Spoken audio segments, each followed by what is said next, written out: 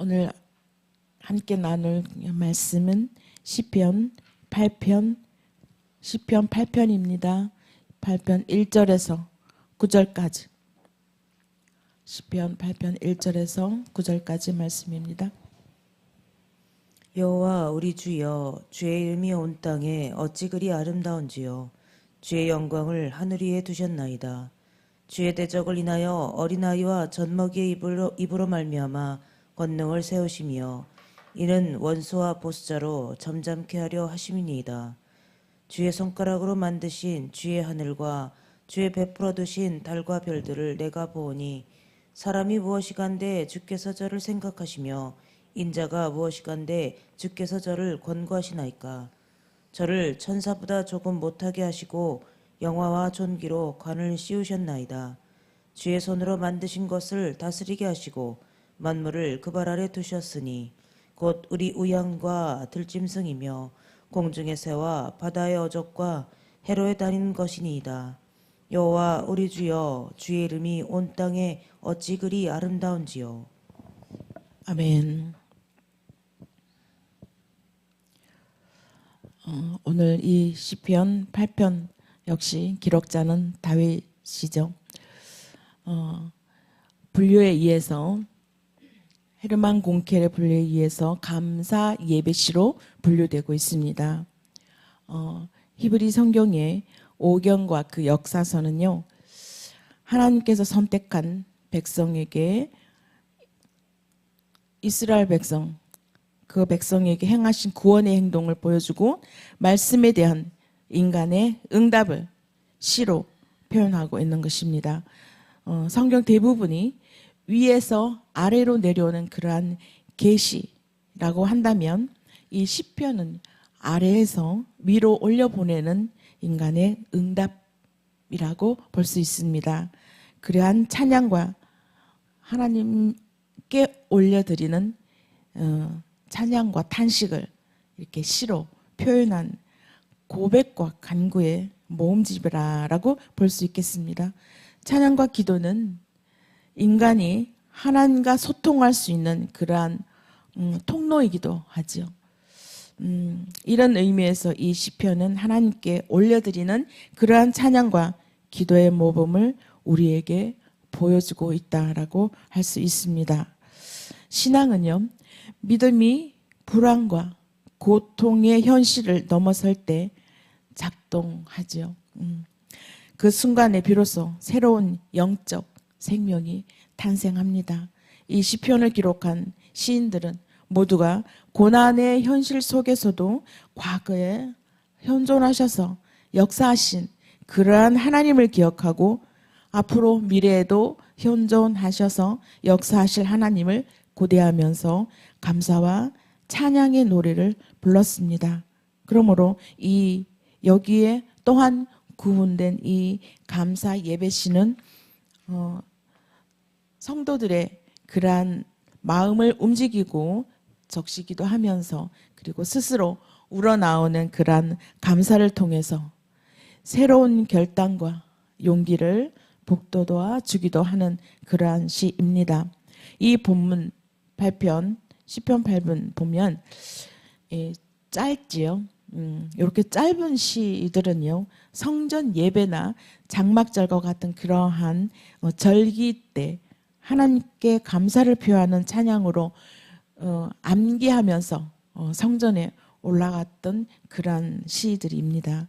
초대교회 그 당시에는요, 예수 그리스도의 승천 기념일에 많이 불려지고 전해지고 있었습니다. 감사 예배시로 분류되고 있지만 또 한편으로는 공동체 찬양시로라도 또 불려지기도 합니다. 그 이유는 1절과 9절에 똑같이 여호와 우리 주여, 여호와 우리 주여라고 이렇게 불렀습니다. 이 여호와 우리 주여라는 것은 바로 이 공동체 찬양을 하고 있는 것이죠. 온 땅에 어찌 그리 그 이름이 아름다운지요. 주의 영광을 하늘 위에 두셨나이다. 이렇게 하나님을 찬양하고 있는 공동체 찬양시라고 분류하기도 합니다. 지금 이 8편은 주로 감사 예배시로 분류되었는데요. 8편, 33편, 104편, 145편 이것은 창조의 노래라고도 이렇게 해요. 그렇게 구분되기도 하는데 오늘 이 시는 이 창조의 노래로 구분되기도 하는데 왜 그렇게 되느냐? 이 창조의 노래, 이 시편, 이 8편은요. 굉장히 많은 사람들이 사랑하고 중요하게 불려진 시 가운데 하나입니다.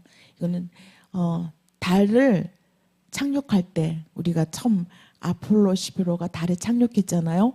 그때 첫 번째로 그 달에 착륙시킨 이 말씀, 성경 말씀이기도 합니다. 이 시편이 8편. 영구적으로 그 달에 말씀을 심어놓고 싶었던 그러한 이유였습니다. 굉장히 대단하지 않습니까? 우리 하나님의 말씀 그리고 달 착륙하고 거기 가서 계획했던 분들이 하나님을 무지무지 사랑했던 분이 아닌가. 이때 이렇게 73개의 나라에서 메시지를 다 모집했다고 해요. 아폴로 11호가 달에 착륙하러 갈 때. 그런데 모든 나라에서 많은 메시지를 받았는데 이 바티칸에서 이렇게 시편 8편을 제출했다고 해요. 그런데 그것이 이 시가 당첨된 거죠. 그래서 우주 탐험에 시작하면서 창조주 하나님께 드릴 인간의 그리고 우리 사람들이 감사, 찬양이라고 표현하고 있습니다. 달 착륙할 때 창조된 새로운 별에 창조하고 있다라고 그런 의미를 가지고 있겠죠. 그래서 찬양하고 그곳에 말씀을 심어 놓기를 원했습니다. 이 표제를 한번 볼까요? 이 표제에 깃띠에 맞춘 노래라고 이렇게 표현하고 있습니다. 성경에 81편도 그랬고 84편에도 이 깃띠에 맞춘 노래라고 표제를 하고 있는데요.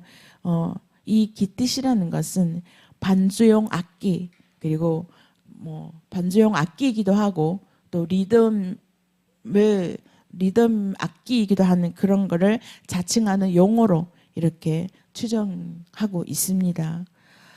이 시편에서 사람들에게 이 오늘 말씀 8편은 시편이 굉장히 아름다운 시들이 많잖아요. 그 중에도 이렇게 많이 불려지는 가장 사랑받는 시 중에 하나입니다. 이 말씀 보면은 굉장히 아름다운 표현이 많이 있습니다.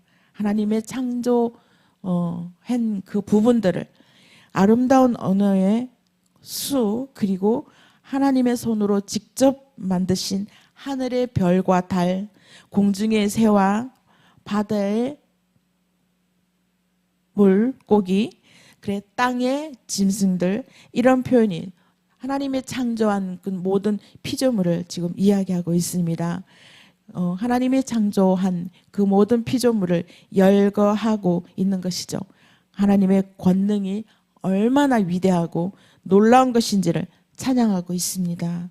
표면적으로는 천지 만물을 지으신 하나님에 대한 찬양으로 보이지만 그 내용에 깊이 들어가 보면 우주와 인간과 하나님의 관계로 설명하고 있습니다.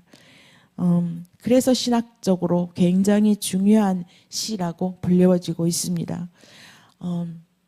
다윗이 과거 목동 생활로 인해서 자연에 대해서 남다른 친밀감을 갖고 있었지요. 목동으로서 자연의 양을 풀어놓고 자연에 딱 누워서 하늘을 보고 들을 보고 하면은 이런 하나님의 창조 그 진리를 얼마나 아름답게 깨달았겠습니까? 이때 시를 지을 때는 그 과거를 회상하면서 이 시를 지었지요. 자연과 친밀감을 가지고 있었던 이 다윗이 어느 날 문득 밤하늘의 별과 달, 그 어렸을 때 목동 시절에 보았던 그것들을 바라보면서 이 시를 지었다 그런 영감을 얻어서 이 시를 지었다라고 이렇게 학자들은 이야기하고 있습니다. 1절 보면 여호와여 우리 주여 주의 이름이 온 땅에 어찌 그리 아름다운지요 라고 표현하고 있습니다. 또 9절에도 마찬가지 똑같이 이렇게 여호와 우리 주여 주의 이름이 온 땅에 어찌 그리 아름다운지요 라고 똑같은 표현을 하고 있습니다. 이것을 이게 시적 표현 형식에 의해서 수미 쌍관 형식이라고 표현하고 있어요.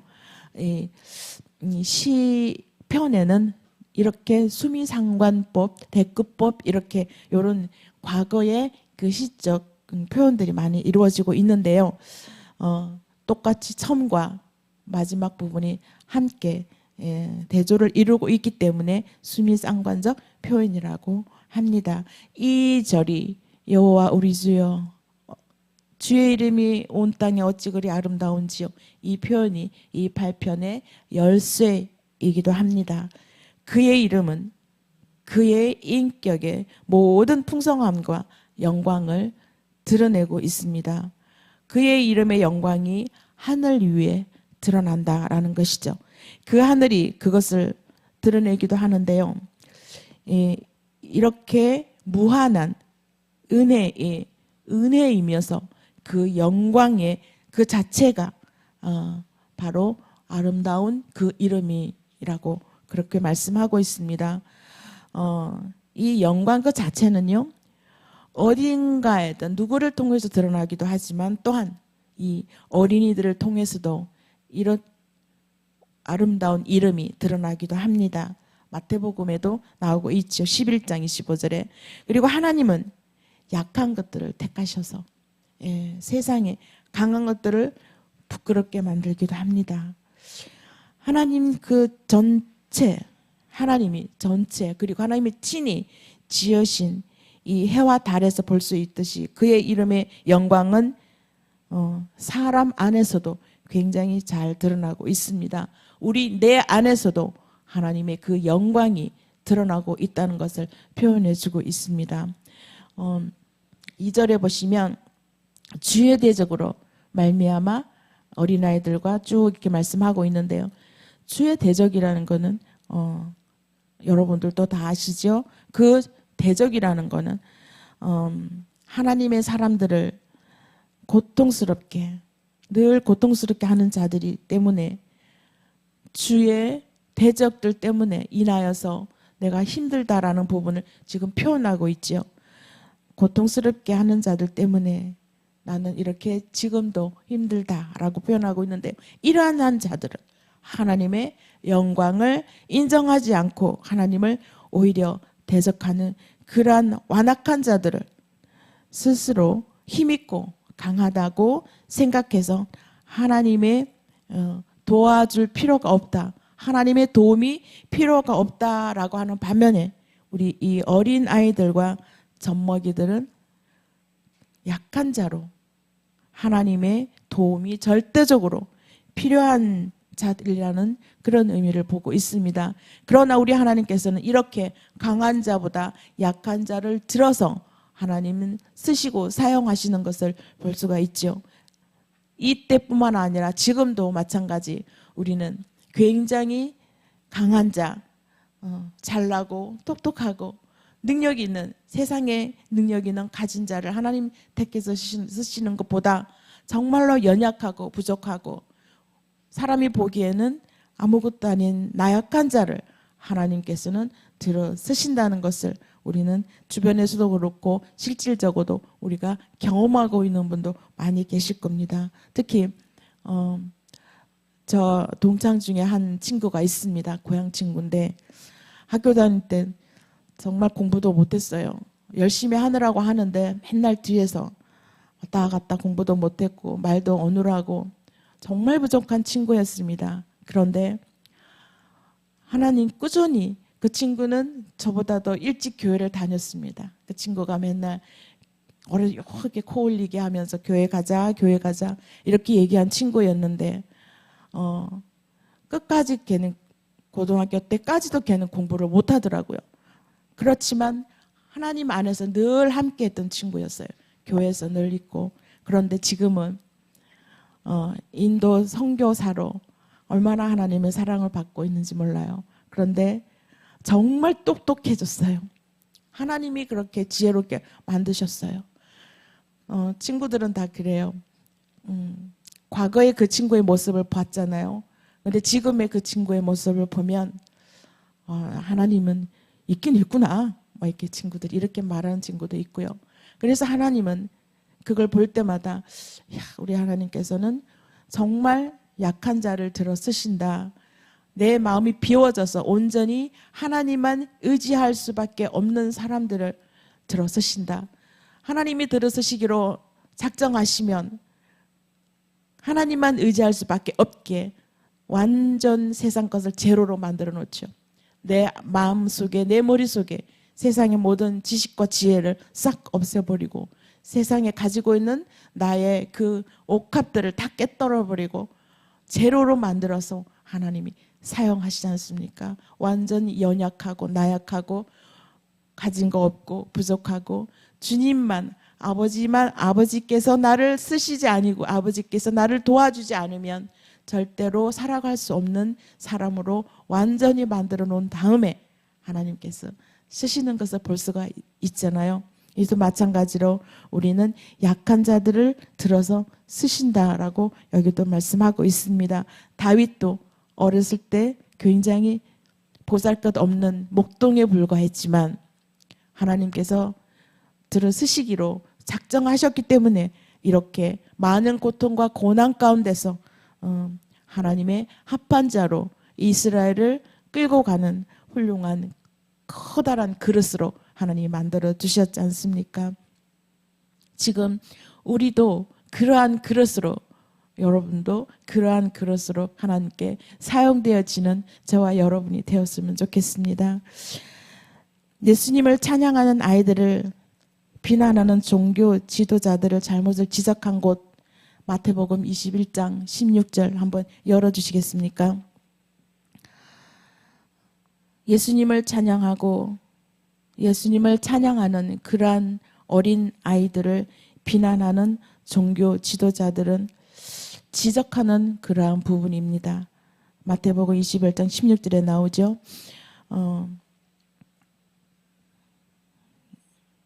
약한 자를 택하사 세상의 강한 것들을 부끄럽게 다 만들어 가신다라고 고린도전서 1장 27절에 말씀하고 있습니다. 3절에 한번 볼까요? 주의 손가락으로 만드신이라고 말씀하고 있습니다. 다윗은요, 이 천지 만물을 주의 손가락으로 지어졌던 노래라는 것으로 표현하고 있습니다. 하나님의 창조 사역이 얼마나 섬세하게 이루어졌는가를 여기서 또한 나타내고 있습니다. 시적으로 표현하고 있죠. 주의 손가락으로 만드셨다. 성경의 말씀으로 만드신 건 분명한데 하나님의 그 섬세함을 시적으로 표현하기 위해서 이렇게 손가락으로 만드셨다라고 표현하고 있습니다. 그리고 그와 상반되는 4절을 한번 보면은 히브리시에서 자주 사용되는 전형적인 대꾸법이 나옵니다. 사람이 무엇이간데 주께 4절 한번 보면 사람이 무엇이기에 주께서 그를 생각하시며 인자가 무엇이기에 주께서 그를 돌보시나이까. 같은 말이죠. 같은 말인데 언어를 다르게 사용하고 있는 것입니다. 이것을 이렇게 대꾸법이라고 말씀하고 있는 것이죠. 여기에 나오는 사람, 인자, 사람은 무엇이냐면 여기서 에노시라는 굉장한 연약한 존재라고 나타내고 있습니다. 원어에 에노시라고 표현되어 있습니다. 이 사람이 무엇이길래 이렇게 연약한 사람을 나타내고 있는 것이죠. 그리고 또 인자가 무엇이길래 라고 표현하고 있습니다. 여기에서 나온 인자는 벤 아담이라고 하는데요. 하나님이 지으신 하나님이 흙으로 지으신 그 후손들을 얘기하고 있습니다. 결국은 굉장히 나약한 자를 표현하고 있는데요. 예수님께서는 본인을 이렇게 나약한 자로 표현해서 예수 그리스도가 항상 본인 자신을 표현할 때 인자라고 이렇게 표현하고 있습니다. 그 인자 벤 아담이라고 표현하고 있는데요. 그것도 굉장히 나약한 존재라는 것을 의미하고 있는 것입니다. 그를 생각하신다 그랬습니다. 여기요, 그를 생각하신다. 생각하신다라는 건 하나님의 생각은 그의 또 다른 인격의 표현입니다. 하나님의 이 생각은 그의 또 다른 인격을 표현하고 있고요. 하나님의 생각의 대상이 된 것 또한 우리는 큰 축복이고 영광입니다. 4절과 3절 같이 툭 통틀어서 보면 하나님은 온 우주를 창조하신 크고 위대하신 분이시고 또한 인간은 우주에서 존재하기조차 힘든 그러한 먼지 같은 존재에 지나지 않다라는 표현을 하고 있습니다. 그런데 하나님께서는 그러한 인간을 먼지 같은 존재 인간을 생각하시고 돌보신다라는 것이죠. 먼지 같은 존재인 나를, 먼지 같은 존재인 우리를, 여러분들을 하나님께서는 생각하시고 날마다 순간마다 돌보아 주신다라고 보시면 되겠습니다. 다윗에게 이렇게 다윗이 나약할 때 하나님께서는 늘 돌보아 주셨다라는 걸 시적으로 표현하고 있는데 우리는 이 시는 단지 다윗에게만 적용되는 것이 아니라 오늘날 우리에게도 적용되는 것입니다. 먼지 같은 나의 존재, 먼지 같은 나를 하나님께서는 들어서 사용해 주시고 하나님께서 생각해 주시고 돌봐 주신 그 은혜에 늘 감격하고 하나님께 감사 기도를 드리지 않을 수가 없습니다. 하나님의 능력과 위엄만 광대한 것이 아니라 그 은혜로우심에 있어서도 그 광대하심을 헤아릴 수 없는 그런 찬양 시가 바로 이 오늘 시편 8편의 시입니다. 여러분 찬양도 기억나시죠? 주 여호와는 광대하시다. 주 여호와는 광대하시다. 이 광대하신 주 여호와 하나님이 나를 돌보시고 나와 함께 하시고 내 일거수일투족을 챙겨주시고 나를 생각해 주시는 그 은혜에 우리는 또 한 번 날마다 감사와 감격으로 지나가는 세월이 되었으면 좋겠습니다. 5절에도 하나님보다 조금 못하게 창조하셨다. 하나님의 모양대로 형상대로 지음받은 우리를 얘기하고 있습니다. 이 때문에 다윗은요 하나님보다 이런 단어를 써서 우리 인간의 가치를 최고치로 올려놓았습니다. 사람을 향한 하나님의 극진한 관심과 배려를 서술한 이 4절의 내용, 5절의 내용 이런 내용을 보고 있는데요. 히브리서 2장 7절 말씀에도 이 부분을 이용하고 있습니다. 천사보다 조금 못하게 하시고 영화와 종기와 그 관을 세우셨다라고 이러한 표현을 하고 있는데요. 굉장히 하나님에 가까운 것을 묘사하고 있는 것입니다. 구체적으로 이렇게 묘사하고 있지요. 고대 근동에서는 발 아래 둔다. 6절에 넘어가서 발 아래 둔다라는 표현이 있습니다. 그것은 완전한 지배를 얘기하고 있습니다. 완전한 지배, 그 발 아래 두셨으니 하나님께서 우주 만물을 인간의 발 아래 두셨다. 우리를 창조하시고 정복하고 생육하게 우리에게 모든 권한을 주셨지요. 그래서 인간에게 만물을 그 발 아래에 주시고 자신의 통치권을 다 대신하게 하셨습니다. 그래서 큰 우주에 비하면 아주 미약한 존재이지만 하나님의 은혜를 입은 우리 인간의 그러한 존엄성을 나타내고 있는 것입니다. 이것이 바로 표면적으로는 우리 인간을 표현하고 있지만 이면으로 가면 그 바로 예수 그리스도를 나타내고 있는 것입니다. 7절 쭉 읽어보시면 6절에 하나님이 손 발 아래 두셨고 7절, 8절, 9절 마지막 1절하고 똑같이 여호와 우리 주여 주의 이름이 온 땅에 어찌 그리 아름다운지요 또 표현하고 있습니다. 똑같은 표현으로 이렇게 다윗은 하나님께 대한 그 이름의 아름다운 이름을 이렇게 영광스럽게 표현하고 있는 것입니다. 그의 이름, 하나님의 그 이름을, 여호와의 이름을 아름다운 이름으로 이렇게 다윗은 시로 표현해 주고 있습니다. 이 말씀을 보면서 저는 하나님을 어떻게 표현할까? 우리는 단지 하나님을 두려운 하나님으로 표현하고 있지는 않은지요. 두려운 하나님이기도 하지만 우리 하나님은 정말 아름다운 하나님이시다. 나에게 아름다움을 주고 아름다운 생각을 하게 하고 아름다운 것을 보게 하고 아름다운 것들을 전달하게 하고 하시는 그러한 하나님이시다라고 다시 한번 제가 생각하게 되었습니다. 우리는 날마다 하나님은 두려운 하나님, 거룩한 하나님, 무게를 굉장히 실어서 우리가 가까이 가기 힘든 하나님 이렇게 생각하여 왔는데 지금에서는 이 말씀을 보면서 다윗은 하나님과 합한 자라고 한 이유가 하나님을 하나하나 창조하신 그 한 모든 것들을 아름답게 하나님께 표현하고 모든 것을 하나님의 그 이름조차도 아름답게 올려드렸 그 표현이 그래서 하나님께서 이렇게 다윗을 아름답고 이런 표현들을 보아서 합한 자라고 하지 않았나라는 생각을 하게 됐습니다. 저와 여러분도 하나님을 정말 아름다운 표현으로 하나님을 찬양할 수 있는 그러한 저와 여러분이 되었으면 좋겠습니다. 기도드리겠습니다.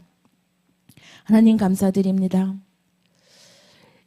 이 아름다운 계절을 주시고 비록 춥긴 하지만 사계절을 분명히 주셔서 춥고 덥고 시원하고 이런 아름다운 계절을 주셨고 또한 아름다운 것을 볼 수 있게 하시고 아름다운 생각을 하게 하신 하나님 아버지 감사와 영광을 올려드립니다.